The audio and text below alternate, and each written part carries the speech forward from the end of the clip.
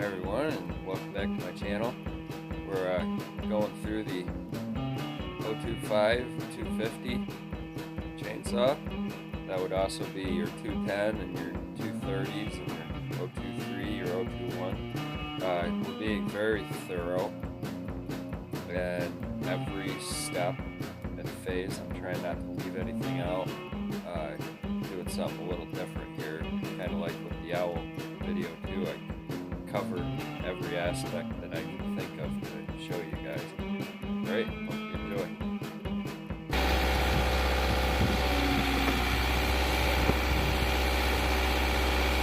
How's that for you? Taking the saw apart, you've got an impulse hose down inside here. That guy right there. You don't want to break that hose or rip it. If you can disconnect it before you pull it off, great. Also your boot to your motor, you want to carefully take the end of a screwdriver, make sure it doesn't have any big burrs on it, and you just want to compress the lip of that boot in to the chaseway, into the hole that it fits into. You don't want to tear any rubber parts on a saw. You don't want to spray any rubber parts with any kind of chemical or carb cleaner because it will destroy them and cause major issues. Because when they dry out, they will harden. That's the end result of using a carb cleaner and things like that on saw parts. So we're using this case, and now we need to get this motor out of here.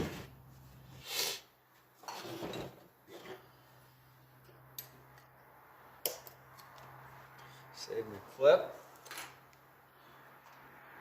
See, and I always say put them in the bins, use them in the bins. See, this is from a saw that didn't have canola oil. There is buildup, but it's still soft. It's still oily. Canola oil will super harden. And this too, I mean, this is years of neglect. Whoever owned this saw never took this off, never had it serviced, never had it checked. All that junk will make a saw run harder and will make it run heavy. We want to save our bearing. We're going to put some 3-in-1 on that later when we get to that point. And I know for a lot of people this is probably taboo. Shove a piece of rope into a jug, but that's how I do it. And it's always worked. If you have an impact, use an impact. If you don't have an impact and you don't have a plug stopper, which I should buy.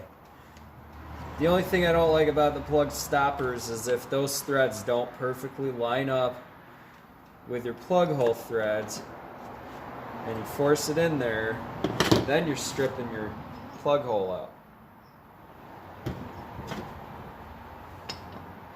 And like I said, you can get stuff in the motor if it's very little. And when I say very little, I mean very little. Like, this rope looks dirty, but I actually do clean it. Spray it down with WD, wipe it, blow it off, then give it a little bit of something like that, just a light spray, and let it dry. Even keep it in a bag. But I'm not super picky. I'm not that picky 90% of the time. I really don't worry too much about it. This is the not fun part because you don't want to crack the motor block.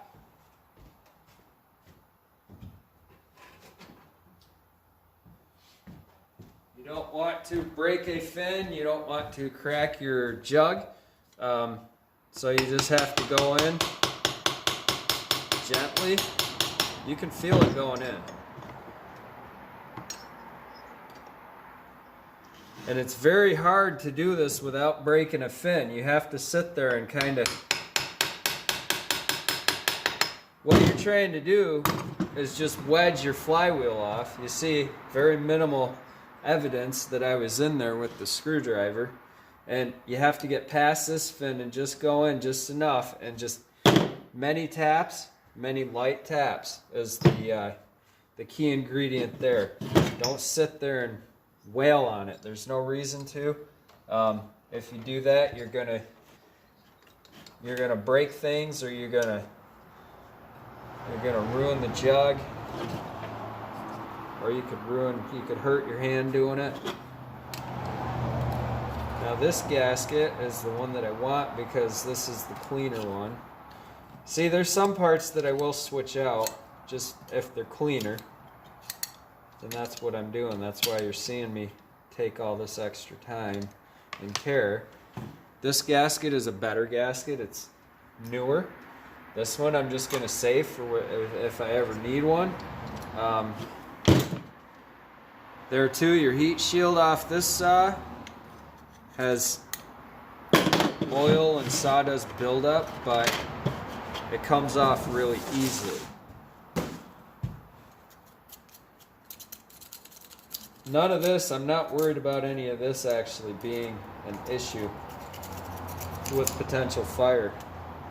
I just want to get it off there so that the assembly is cleaner. And now here as I'm scraping, that's really hard. So there too, this was years, and it's just really hard right around the gasket, right around where the plate seals to the motor when you tighten everything down. What that is, that's just where all the heat hardened.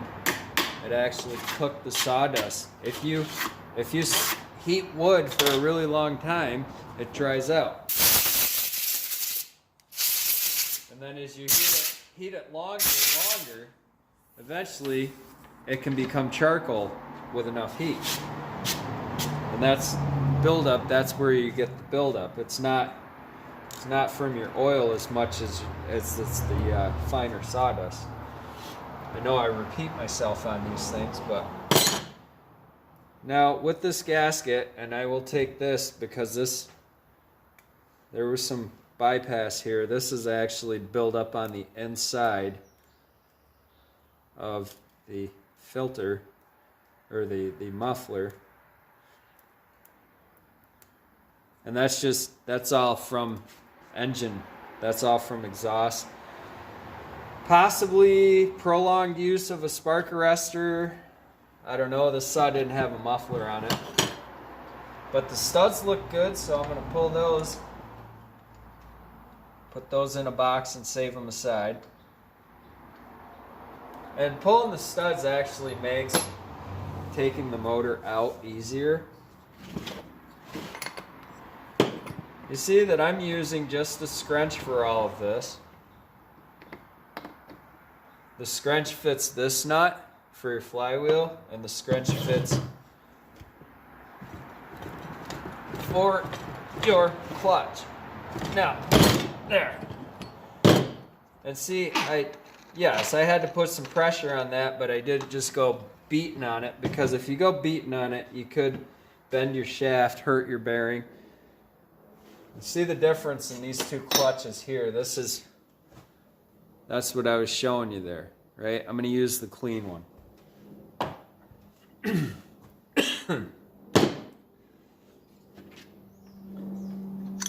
And that is reverse thread.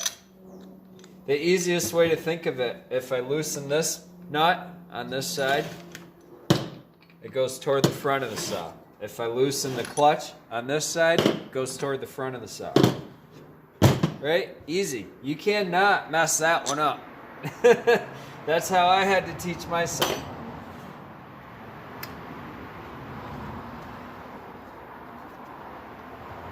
Now the trick to getting the worm gear out most of the time, the worm gear, if you don't use this plate between the clutch, this plate goes between the clutch and the worm gear, right? And they even say top on them. it will tell you top, so that goes there, touching the clutch, not this way, that way. If you don't use that plate, what's going to happen is your worm gear turns this way, it's going to actually go up, because that's how you pull the worm gear out. You turn it the direction that the crankshaft turns when the motor's working, forwards. If you don't use that plate, you're going to burn your worm gear up. I'm just checking my brass washers on these because they're different. This one has actually slid up. So that is kind of not a good sign with the case grommets. They don't move right now, as far as we know, but that's showing me that this saw does have fatigue, signs of fatigue. And the way that you check your grommets, you can just put your screwdriver in there, put your thumb right on the seam of the motor. Before you go any further in this project, just do that. If the motor's on the saw, you saw in that video where I put the scrunch in and pushed down, and the whole block, everything was moving. So there's lots of ways to check that, whether the saw is together or apart. Now for removing these, I use the hand tool to loosen them because they're pretty tight. There's 4 of them. And there's a lot of junk in there, so helps things out to be a little bit clean.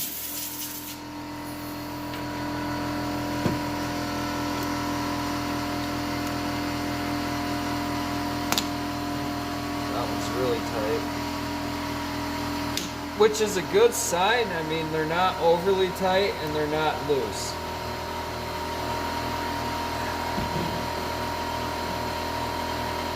There's a lot of different things that you can learn about saws to look at to tell wear and tear on your saw, what's going on. I ruined the grommets in the last case. I'm doing this swap because of that big bar. Because I ruined the I used to let the tip of that bar get into things and jump around. I was pretty reckless with it at a time when I was using it when I was doing some tree work. I used it for stump removal. That bar's been through hell. And the thing about that is when you work the bar that hard, you're also overworking your saw. I think I busted those grommets loose by letting the bar jump a lot, because when you let the bar jump, it puts all the pressure on these 4 bolts. Because the bar comes off here, and if that bar's taking a hit here, and if these are letting vibrations in the chain slap and all that go past into the crankshaft, you're actually shaking the whole saw really hard. That's my theory, because I've had bars that even though they were tight, they actually moved very slowly. They went out of, that's why chains loosen up. It's not the chain expanding as much as it is that you're tightening the bar to a piece of plastic. Even with an aluminum case saw, they slide too. That's why sometimes the tensioners are good. They slow that down, but only with real big bars. So there is our dead motor. We're gonna do a rebuild on this someday when we get into feeling like doing a fun little project. I have a pile of those motors laying around. So now I have the fun task of cleaning all this. This is a lot of gunk and junk in here, and it's going to take me a while to clean. So, and I'm not gonna I'm not going to get into all that because this is just, you know, you're just watching me clean. There's nothing to see here. So I will do that and you'll see a clean parts and motor ready to go back. So interesting thing here, this stud was actually stuck in there. You see there's that cement. That's rock hard. It's all cased in there. And that's the stuff that you really don't want building up on your saw because, again, that's where a lot of heat is. And that can catch fire.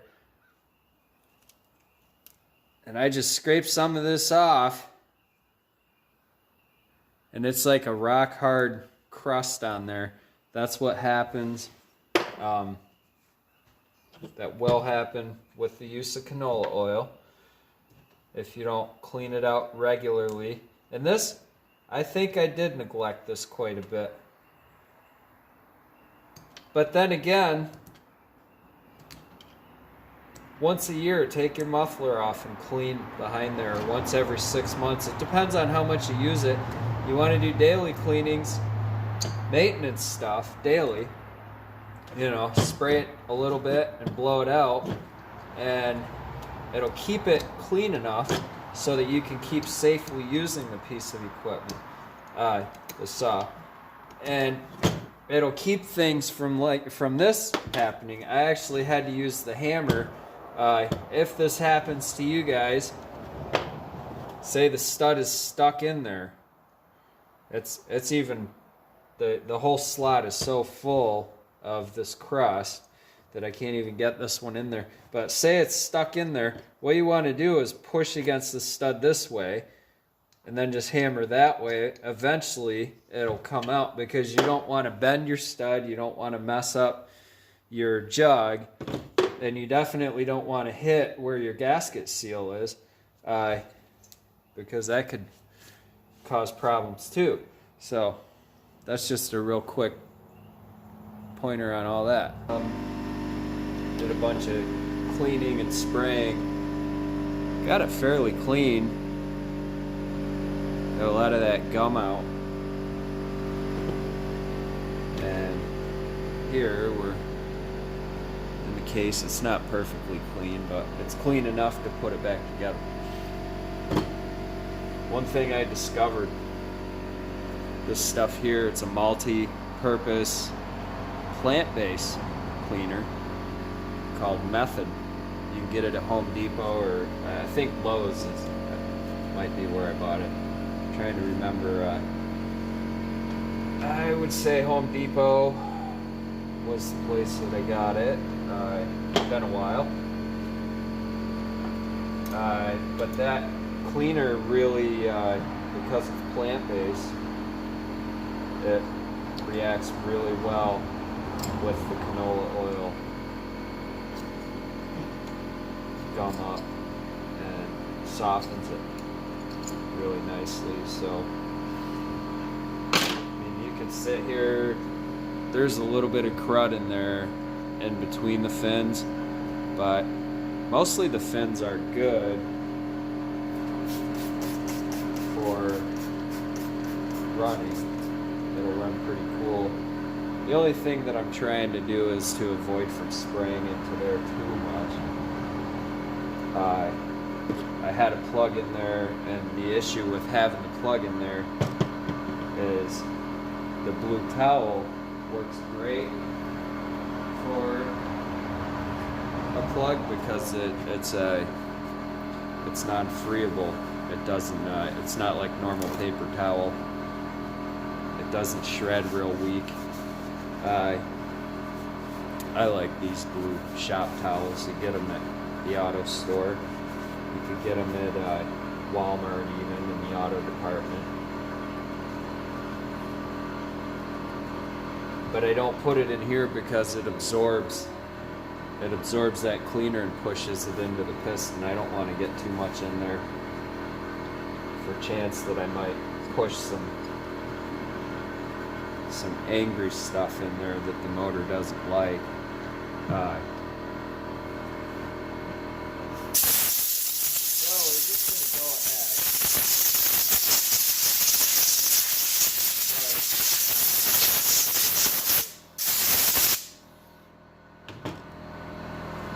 just gonna start putting it all back together.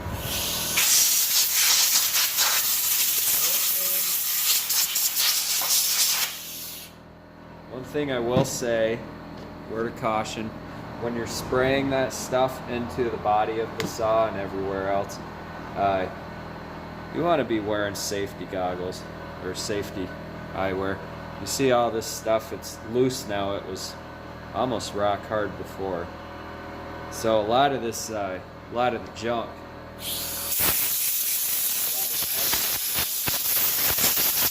that spray really works well. I'm not 100% on whether it causes any damage or parts damage. I don't think it does, because it's a pretty slick cleaner. Pretty slick and viscous. It does foam up a little bit. We will find out over time as we look at the plastic on these parts and see if it that's already bad right there. That's already a bad fuel line because I can move it around. The seal around this is supposed to be very tight, so we will change that as part of our process. On that cleaner, as far as the potential for parts damage, I'm going to say it's not going to. But that's just my take on it. That's my guess.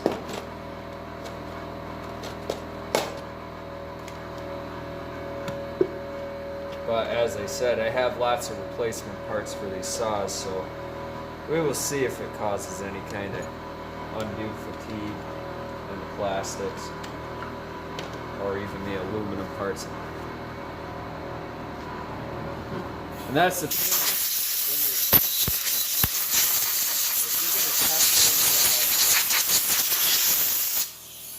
If you're going to test things out like that, kind of want to make sure that you have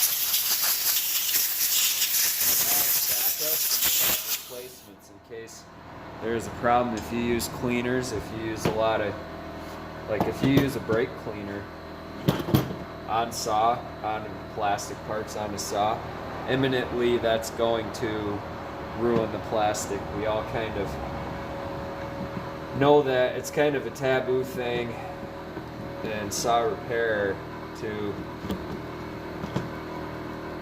there's that simple, just slide the motor right in. It's kind of a taboo thing in saw repair to use things like brake cleaner or carb cleaner to clean plastic parts or the rubber parts of the carburetor, because we all know that it's going to cause damage. Now, in your parts bins, you want to be sure that you have somewhat of an idea of which bolts go where, so that you can save them and mix and match. I'm just taking the cleanest bolts, putting them in, trying to be quick and efficient about it.